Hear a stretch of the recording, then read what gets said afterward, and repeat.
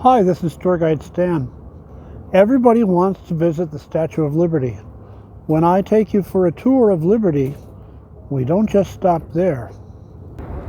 There's also this monument to all the people who died at sea, burial at sea, or on ships or planes that sank in the ocean in World War II.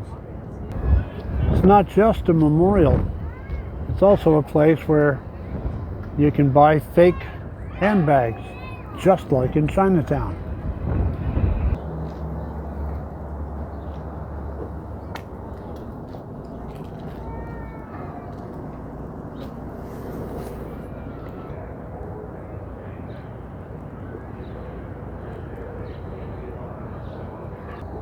All the others were in the U.S. Army or Army Air Corps, later the Air Force.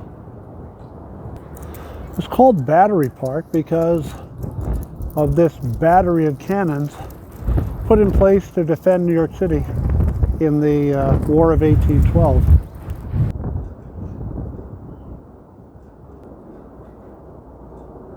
The cannon was never needed. The British saw that there was a fort on this island and a fort on 3 other islands and decided not to invade. They went down to Washington, D.C. and burned that in retaliation for the Americans having burned Toronto. As you exit the fort, think of the old phrase, as dead as a doornail. These are doornails. They're meant to repel battering rams by pushing the force aside. How are they attached? They're screwed in so they can't be removed. They are dead. They're as dead as a doornail. Here in the water is a 1991 sculpture by the sculptor Maisel from a photograph taken in World War II by a Nazi submarine. These are merchant mariners. They brought supplies to Russia and other allied countries in unarmed ships going across the North Atlantic. Now, the U-boat photographer took this photo of them calling to be rescued from their sinking ship, but the U-boat just went down and they died. It's low tide right now, but at high tide, this mariner is hidden below the water. Sometimes only his hand is above the tide.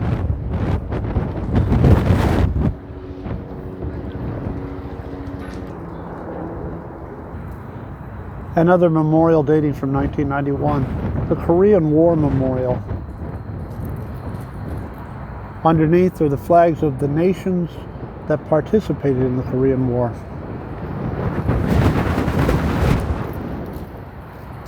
And if you stand just right, you can see the Statue of Liberty through the heel of the soldier. This puddle has been here forever, and it'll be here forever. And this is Bowling Green, an ellipse, the oldest park in New York City, dating from 1733. It says so right there. There was, from 1770 to 1776, a statue of the king right around here, we think. Now, on July 4, 1776, 100 miles away in Philadelphia, copies of the Declaration of Independence were signed. 5 nights later at sunset, it arrived in New York City.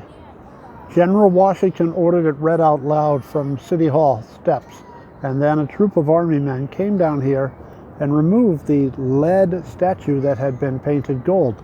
And they removed 90 gold-colored or gold-plated lead crowns under the lamps on this and 89 other fence posts.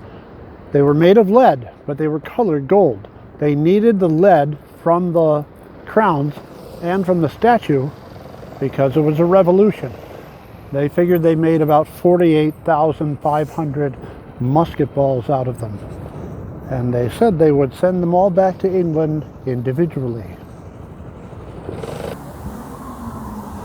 Finally, it wouldn't be fair to go out here without mentioning those dedicated individuals who protect us from those who would come here and do us harm. The people who are well dressed but prefer to keep their names and faces out of the limelight. I'm speaking, of course, about, yes, it's the secret headquarters